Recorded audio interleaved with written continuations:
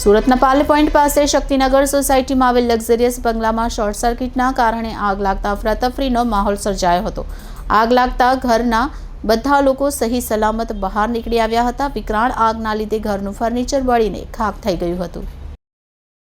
એસીમાં short circuit થતાં Parle point ખાતે આવેલી શક્તિનગર સોસાયટીના લક્ઝરિયસ બંગલામાં આગ લાગી ગઈ હતી, જેના કારણે ઇલેક્ટ્રોનિક સામાન અને ફર્નિચર આગની લપેટમાં આવીને બળી ગયું હતું। આ ઘટનાની જાણ થતાં મજૂરા ફાયરનો કાફલો સ્થળ પર પહોંચ્યો હતો। ફાયર સૂત્રો પાસેથી પ્રાપ્ત જાણકારી મુજબ પાર્લે પોઈન્ટ ખાતે આવેલી શક્તિનગર સોસાયટીના મકાન નંબર 29માં પહેલા માળ ઉપર એસીમાં બપોરે શોર્ટ સર્કિટ થતાં આગ લાગી હતી, જેથી ઘરમાં હાજર બધા સભ્યો દોડીને બહાર આવી ગયા હતા। મકાન માલિક તરુણભાઈએ ફાયર કંટ્રોલને જાણ કરતા મજૂરા ફાયરનો કાફલો ઘટના સ્થળ પર પહોંચ્યો હતો।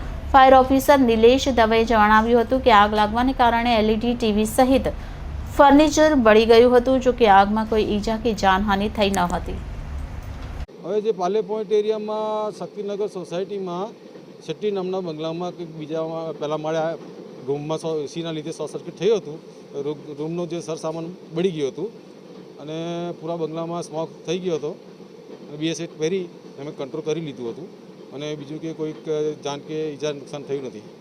કેટલી ગાડીની મદદ લેવામાં આવી? Adajan fire station, Vesu fire station અને મજૂરા ફાયર સ્ટેશનની કુલ 6 ગાડીઓ આવી હતી। વધારે પડતો સ્મોક હોય એ ટાઈમમાં અમારે ઓક્સિજન પહેરવું પડે કે જેથી અંદર જઈ શકાય અને સ્મોકમાં શ્વાસ લેવામાં તકલીફ થતી હોય અને જે લાંબો સમય માટે ત્યાં કામગીરી કરવાની હોય ત્યારે BS8 પહેરવું પડે। આગ લાગવાનું કારણ શું દેખાય છે? આગ લાગવાના કારણમાં એસીમાં શોર્ટ સર્કિટ જેવું જણાય છે હાલ, બાકી તો તપાસ કરતાં આગળની જાણ મળશે।